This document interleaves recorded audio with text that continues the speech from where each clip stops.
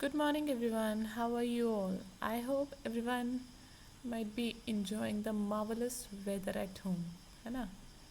Monsoon आ गया है ना, वेदर एंजॉय कर रहे हो तो एंजॉय करने के साथ साथ अब हम चैप्टर स्टार्ट कर रहे हैं. सिक्स चैप्टर है.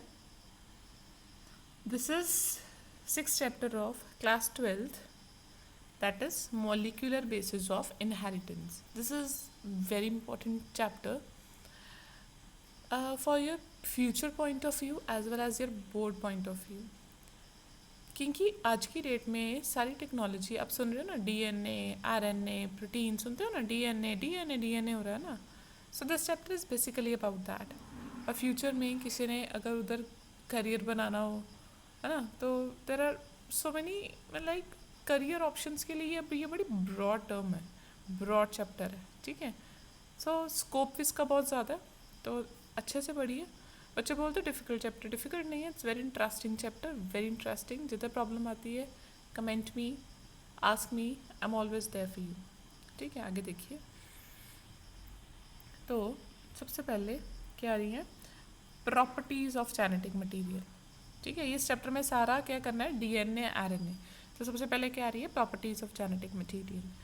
So see, following are the criteria that a molecule must fulfill to act as genetic material. ठीक है, एक मॉलिक्यूल को जेनेटिक मटीरियल बनने के लिए क्या क्या रिक्वायरमेंट है. फर्स्ट देखिए, फर्स्ट क्या आ रही है, it should replicate itself. Replicate means multiply करना चाहिए, फटाफट मल्टीप्लाई करे.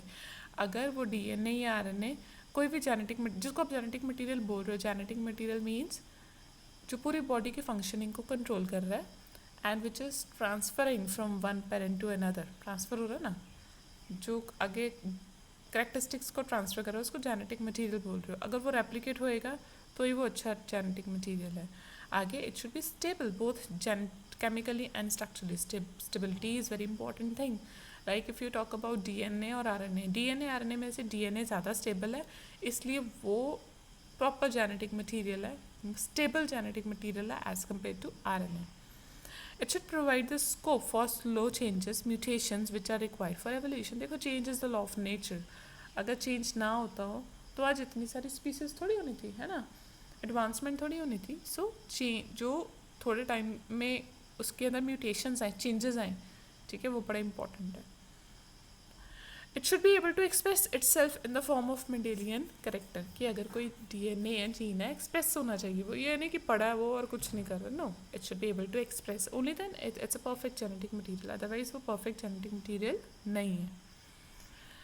आगे देखिए. ठीक है, अब आगे सच, है ना, जेनेटिक मटीरियल को ढूंढा कैसे गया, अभी पता कैसे चला. अभी आज हम बोल रहे हैं DNA, RNA, who is responsible for that. ठीक है, वो तो बड़े इंपॉर्टेंट साइंटिस्ट हो गए ना, जिसने आज सारी दुनिया डीएनए कर रही है. किसने वो इसकी डिस्कवरी की.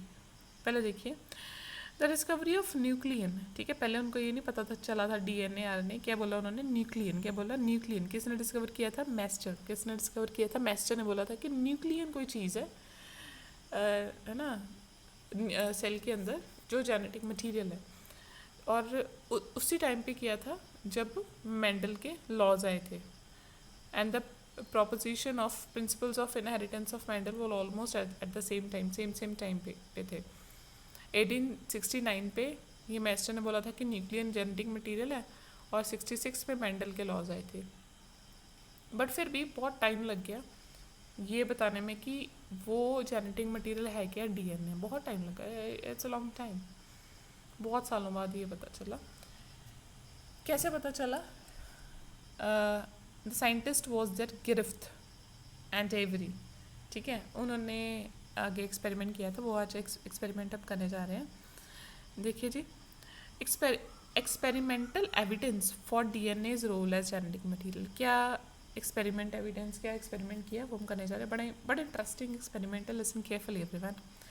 कौन साइंटिस्ट थे, गिरिफ्थ एंड एवरी.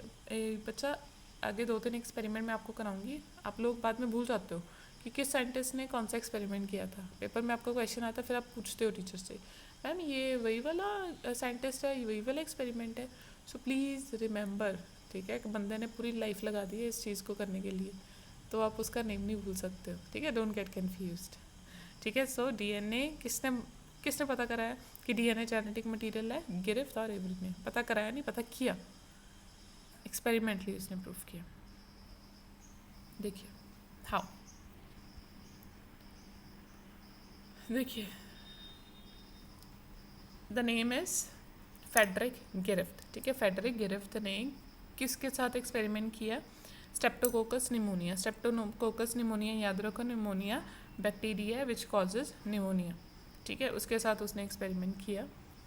किस पे किया? रैट पे किया उसने। पर देखिए पहले उसने देखा है कि जो ये बैक्टीरिया है ना, ये बैक्टीरिया उसको उसने ग्रो करवाया, कल्चर में ग्रो करवाया, तो उसने देखा स्ट्रेप्टोकोकस निमोनिया निमोनिया की 2 कॉलोनीज बन रही हैं। आपको पता है ना कॉलोनीज मीन्स क्या? जब पेट्री प्लेट्स देखी ना लैब में, देखी होगी, ग्लास की बनी होती है, उसमें ना वो नीचे का गलत है, उसका न्यूट्रन मीडियम को सॉलिड बेस करके, जेली बेस करके, ठीक है, उसको पेट्री प्लेट में रखते हैं। फिर उसके ऊपर जस्ट हल्का सा टच करना है इस बैक्टीरिया को, तो बैक्टीरिया ग्रो हो के डिवाइड हो के कॉलोनीज कॉलोनीज मीन्स जो आपको एक बैक्टीरिया आपको थोड़ी नजर आएगा। कॉलोनीज मीन्स कि काफ़ी सारे बैक्टीरिया इकट्ठे हो गए, उन्होंने मतलब विजिबल, आप आँखों को देख पा रहे हो, आँखें से आपको नज़र आ रहा है, कॉलोनीज बना देगा। सो 2 तरह की कॉलोनी बनाई स्ट्रेप्टोकोकस निमोनिया ने। एक थी शाइनी कॉलोनी, शाइन कर रही थी, है ना, दूसरी थी रफ कॉलोनी। शाइनी कॉलोनीज को क्या नाम दिया? S type. क्या नाम दिया? S type. और रफ कॉलोनीज को क्या नाम दिया? आर टाइप, ठीक है। जब उसने पेट्री प्लेट में न्यूट्रन मीडियम के ऊपर हल्का सा जो ये माइक्रोब है ना लगा के देखा, तो माइक्रोब्स ने जब कॉलोनीज बनाई हैं तो 2 तरह की कॉलोनी बनी है, रफ और स्मूथ। एक शाइनी बनी है, एक रफ बनी है।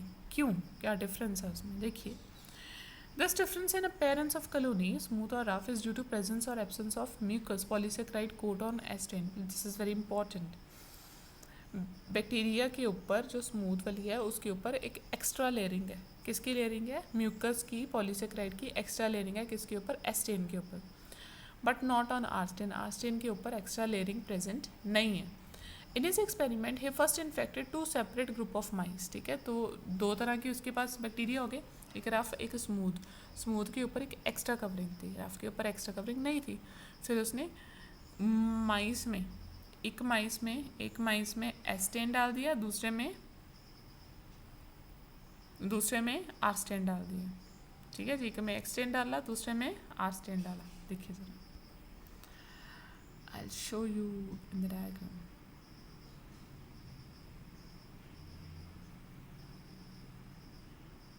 नजर आ रही है ना?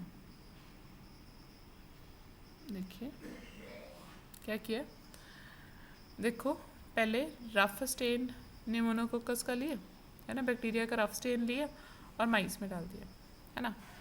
देखो मेरी बात सुनो, लिसन केयरफुली, अपने पे लगा के देखो, ठीक है। अगर आपकी बॉडी में, ठीक है, 2 तरह के बैक्टीरिया है ना, 2 बैक्टीरिया हैं, एक के ऊपर एक एक्स्ट्रा लेयरिंग है, दूसरे के ऊपर एक्स्ट्रा लेयरिंग नहीं है।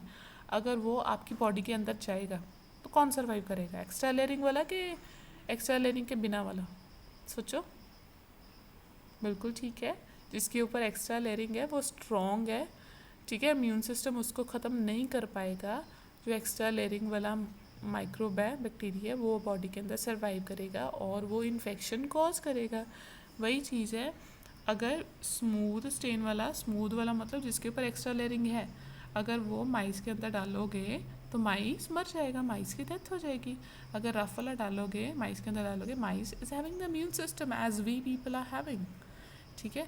तो माइस उस बैक्टीरिया को ख़त्म कर देगा, माइस सर्वाइव किया, ठीक है। पर जिस बैक्टीरिया के पास ऊपर एक्स्ट्रा लेयरिंग है उसको माइस ख़त्म नहीं कर पाया, माइस का इम्यून सिस्टम उसको नहीं ख़त्म कर पाया और माइस ख़त्म हो गया, ठीक है जी। फिर उसने क्या किया? Heat to kill bacteria. क्या किया? स्मूथ बैक्टीरिया ही, जो इन्फेक्शस बैक्टीरिया, उसको हीट किल कर दिया और फिर माइस में डाला, तो माइस सर्वाइव किया, है ना। क्योंकि जो बारी अगर आप किल करके डालोगे, है ना, किल करके अगर स्मूथ भी डालोगे हीट किल्ड, तो माइस को थोड़ी कुछ होएगा, माइस सर्वाइव करेगा, ठीक है, ठीक है। अब क्या किया? देखिए 2 डालने हैं। कौन से 2 डालने हैं? ध्यान से सुनिए, ध्यान से। आई एम हैविंग ये, सीख क्या किया? हीट किल्ड स्मूथ, जो इन्फेक्शस वाला वो heat killed, plus live rough, जो रफ वाला है वो लाइव। रफ वाला हम बोल रहे हैं ज़्यादा इन्फेक्शियस नहीं है, ठीक है, बॉडी अंदर जाएगा, इम्यून सिस्टम उसको ख़त्म कर देगा। पर जो स्मूथ वाला वो बहुत ज़्यादा इन्फेक्शियस है, उसको हीट किल डाला। तो होना क्या चाहिए था, रफ वाला लाइव है, वो तो इन्फेक्शियस है ही नहीं। जो स्मूथ वाला इन्फेक्शियस है पर वो हीट किल्ड है ना, ये इन्फेक्शन कॉज नहीं करना चाहिए था अगर इकट्ठा डालना है। बट द माइस डाइड, है ना, ये क्वेश्चन मार्क हो गया कि जी यहाँ माइस कैसे मर गया। माइस को तो मरना नहीं चाहिए था, क्योंकि माइस को मारने वाला तो स्मूथ बैक्टीरिया था। स्मूथ वाला बैक्टीरिया, देखो स्मूथ वाला जो बैक्टीरिया है, जो स्मूथ वाला बैक्टीरिया है वो तो ख़त्म हो गया, हीट किल्ड है। पर रफ वाला लाइव है ना, रफ वाले तो इन्फेक्शन कॉज करनी थी, तो माइस कैसे मर गया। तो फिर यहाँ पे क्वेश्चन मार्क आया, यहाँ पे उसने गिरफ्त ने सारा कुछ सोचा कि जी क्या हुआ, something has been transferred from live rough, sorry, something has been transferred from smooth, चाहे वो हीट किल्ड है, ठीक है, यहाँ से कोई इन्फेक्शियस चीज़ ट्रांसफ़र हुई है रफ में से, स्मूथ में से ट्रांसफ़र हुई है रफ में, जिसने रफ को, जो नॉन इन्फेक्शियस था, जिसमें एक्स्ट्रा लेयरिंग नहीं थी, उसको भी इन्फेक्शियस कर दिया। Something has been transferred from heat killed smooth to live rough, जिसकी वजह से वो नॉन इन्फेक्शियस से इन्फेक्शियस हो गया और माइस की डेथ हो गई। ठीक है, देखिए, from all these experiments, Griffith concluded that live arsine had been transformed by, live arsine क्या हो गया, transform हो गया by heat killed astine, that is some transforming principle has transferred from heat killed astine which help the arsine to synthesize a smooth polysaccharide coat and thus become violent। ठीक है, कोई चीज़ S stand से, चाहे वो heat killed है, transfer हुई है to आर्स्टेन, जिसने आर्स्टेन के ऊपर भी कोटिंग कर दी है, कोटिंग बना दी है, और वो वायलेंट हो गया और उसने इन्फेक्शन कॉज की है। ठीक है, और जो चीज़ ट्रांसफ़र हुई है वो है क्या, जेनेटिक मटीरियल। वो है क्या, जेनेटिक मटीरियल। वो इतना ही बता पाया था, गिरफ्त ने सिर्फ इतना ही बताया था कि जी something has been transferred from heat killed R bacteria to heat killed S bacteria to live R bacteria, जिसने आर को, जो नॉन इन्फेक्शियस था, उसको इन्फेक्शियस में कन्वर्ट कर दिया, कुछ ट्रांसफ़र। बट उसने ये नहीं बता पाया कि कौन सी चीज़ ट्रांसफ़र हुई है। याद रखिए, गिरफ्त ये नहीं बता पाया कि कौन सी चीज़ ट्रांसफ़र हुई है। ठीक है, वो किसने बताया था, एवरी ने, ऑसवर्ल्ड एवरी, मैक्लॉयड एंड मैकैरी, इसको एवरी एक्सपेरिमेंट भी बोल देते हैं। इसने बताया था, इन्होंने बताया था कि जो चीज़ ट्रांसफ़र हुई है वो क्या है, डीएनए, इन्होंने बताया था। ठीक है, क्योंकि पहले पता क्या बोल रहे थे कि जेनेटिक मटेरियल है क्या, प्रोटीन है, इस एक्सपेरिमेंट के पहले, पर इन्होंने कंफर्म किया था कि वो प्रोटीन नहीं है जी, वो डीएनए। कैसे किया था, देखिए please, what they did, please see है, देखिए आपके सामने 4 टेस्ट ट्यूब है। फर्स्ट में इसने क्या किया, पहले टेस्ट ट्यूब ली है, टेस्ट ट्यूब में क्या डाल रहे हैं, कल्चर में, कल्चर मीडियम का क्या मीनिंग होता है, कल्चर मीडियम होता है जिसमें बैक्टीरिया के लिए खाने के लिए खाना हो, न्यूट्रिएंट मीडियम है। ठीक है, उसमें क्या डाल दिया, रफ स्टेन, क्या डाल दिए, rough strain. Rough strain means कि जी जो नॉन इन्फेक्शियस है, रफ स्टेन डाला हुआ है टेस्ट ट्यूब में।